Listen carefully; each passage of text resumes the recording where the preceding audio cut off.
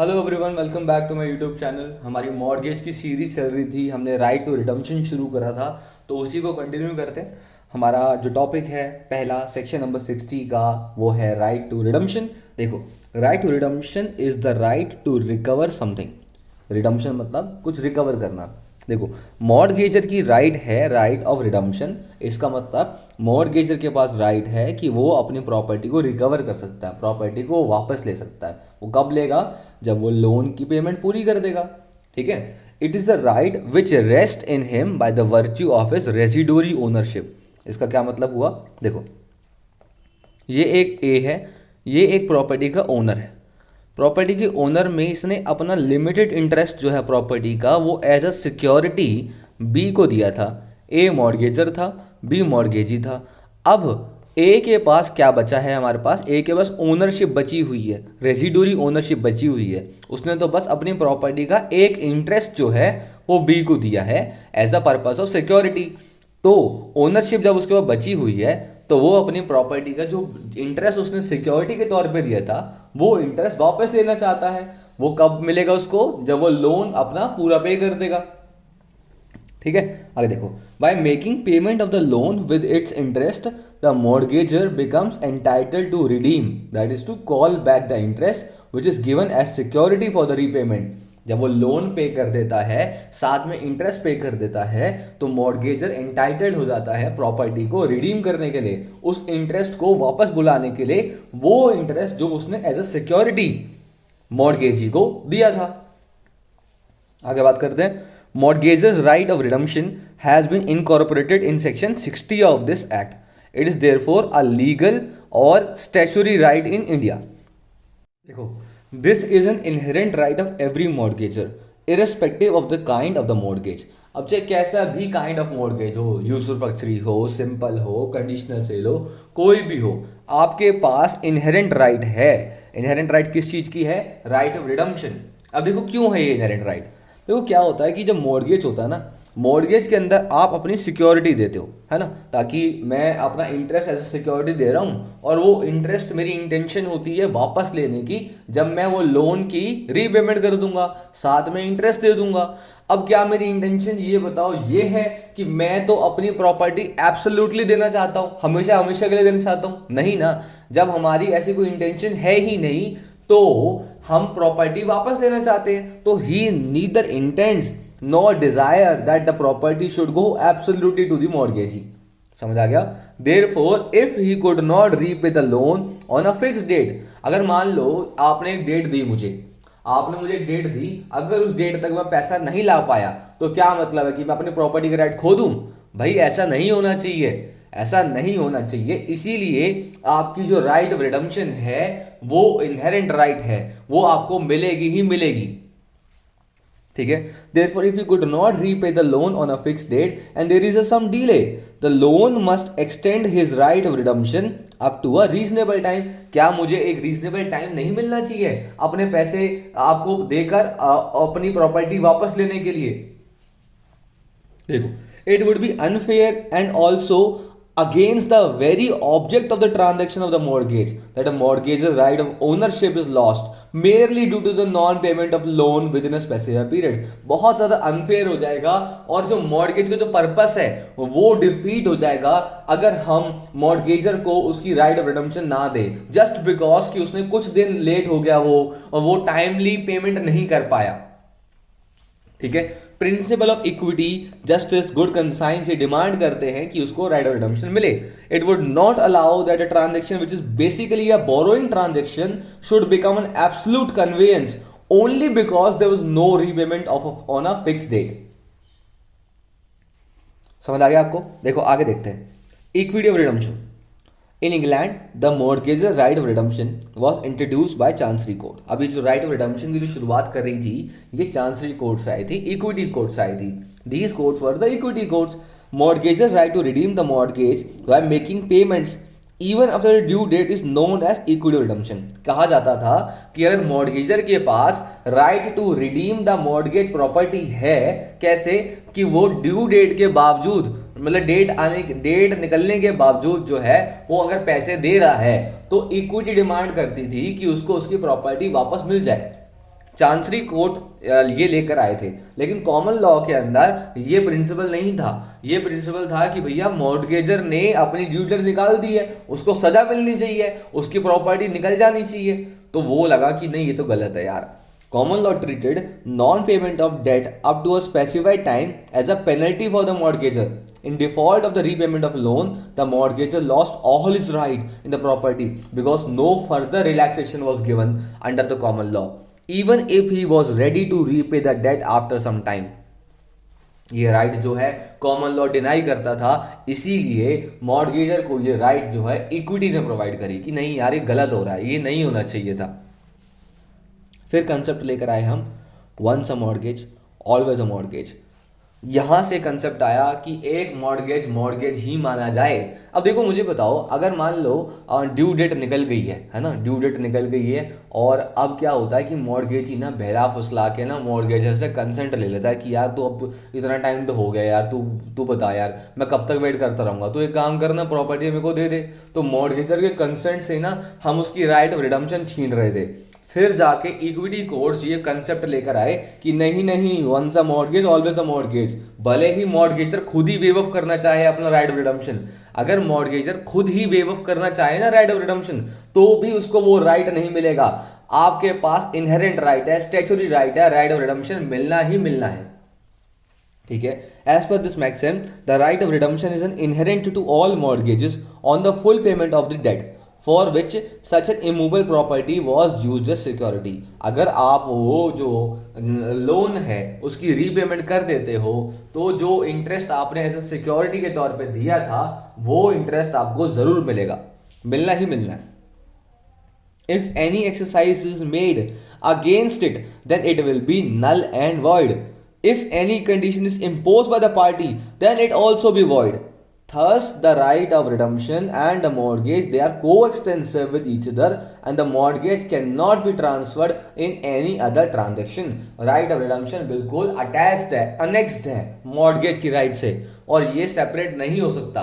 तो once a mortgage, always a mortgage. Therefore, right of redemption is always given to the mortgager.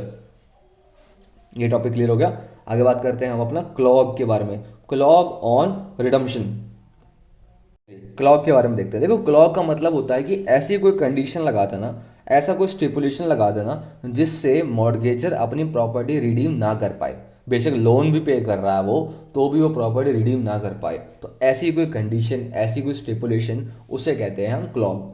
Under English law, equity does not permit any factors or clog on mortgage right of redemption. Equity कहते हैं कि भैया ये जो फालतू की जो तुम कंडीशन लगाते फिर रहे हो ना, जिसकी वजह से मॉर्गेजर अपनी जो राइट है रिडीम करने की, अगर वो उसकी राइट चली जाए ना, तो ये फैक्टर्स और ये कंडीशंस जो भी तुम लगा रहे हो, मैं इसको एक्सेप्ट नहीं करूंगा। ऐसी कोई कंडीशन नहीं लगा पाओगे तुम जिससे मॉर्गेजर की जो राइट है रिडीम करने की प्रॉपर्टी, वो उसके हाथ से चली जाए।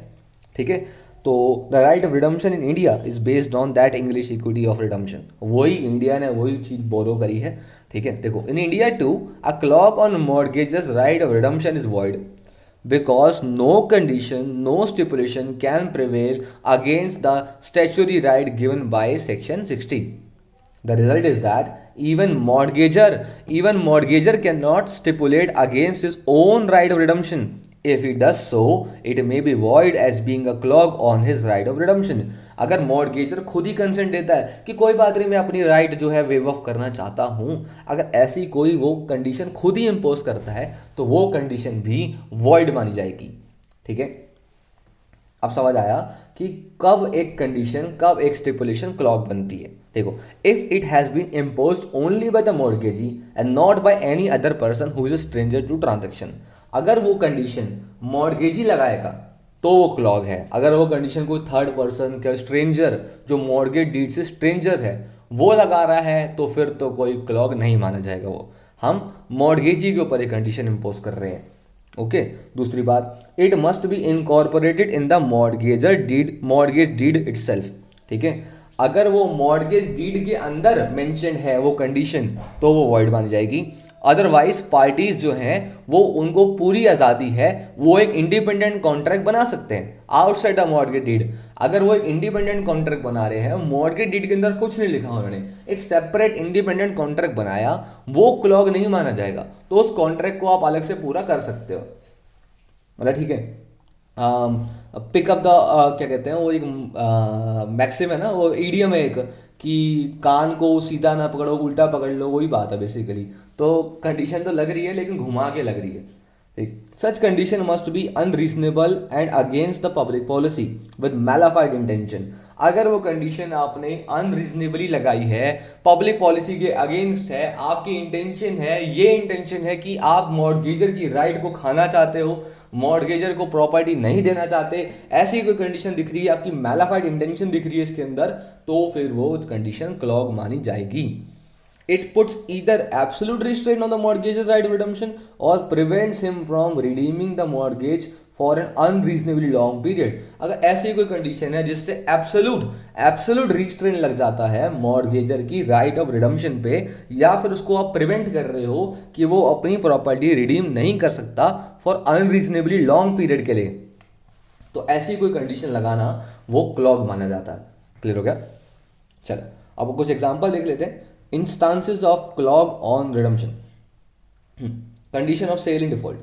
A condition which makes a mortgage a sale in default is a clog on redemption. उन्होंने बोला कि सर मैं मॉर्गेजर हूँ, ए नाम का बंदा मॉर्गेजर है, बी नाम का बंदा मॉर्गेजी है। मॉर्गेजी ने कंडीशन लगाई कि मॉर्गेजर अगर तुम ड्यू डेट तक पैसा नहीं लाए तो तुमने डिफॉल्ट करा, अगर तुमने डिफॉल्ट करा तो ये प्रॉपर्टी जो है मैं सेल में बदल दूंगा, ये मॉर्गेज डीड जो है मैं सेल में बदल दूंगा।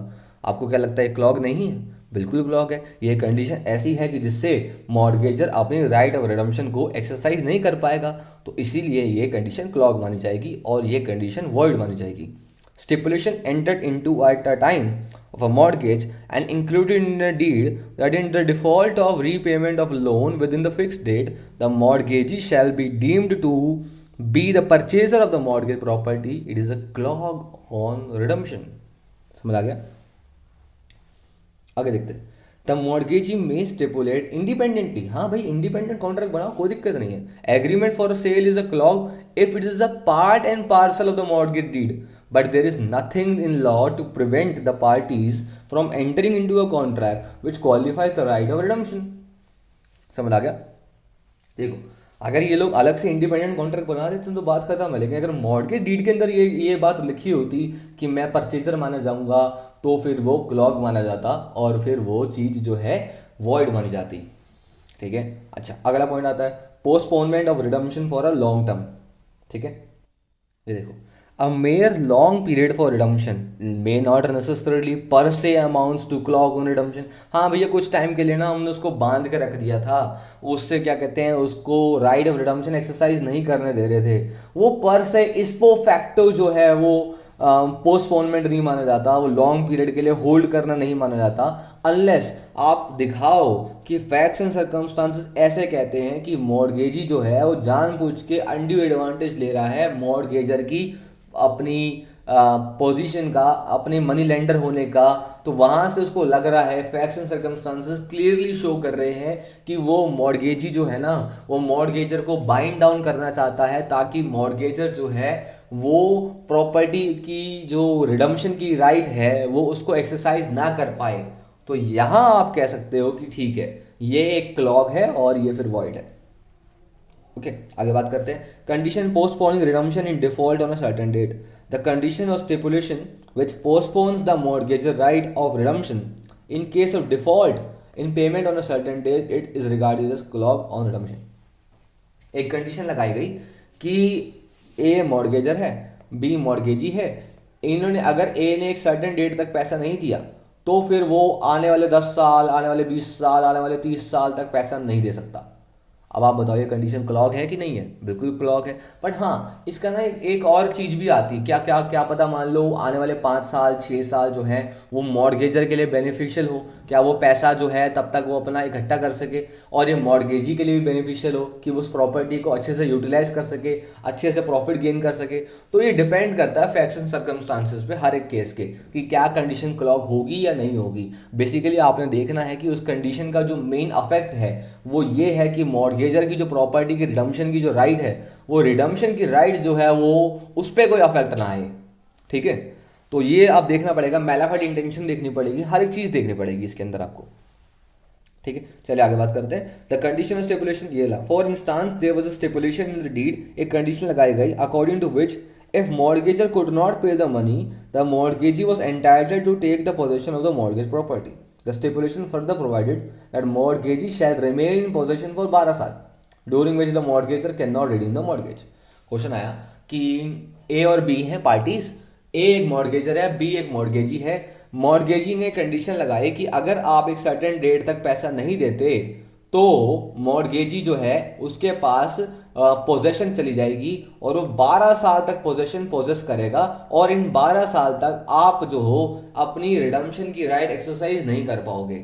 क्या बताओ, ये क्लॉग नहीं है ये क्लॉग? बिल्कुल क्लॉग है। It is a restraint on alienation, it is a condition which restraint the mortgagor from transferring mortgage property and it is a clog on redemption. समझ आ गया?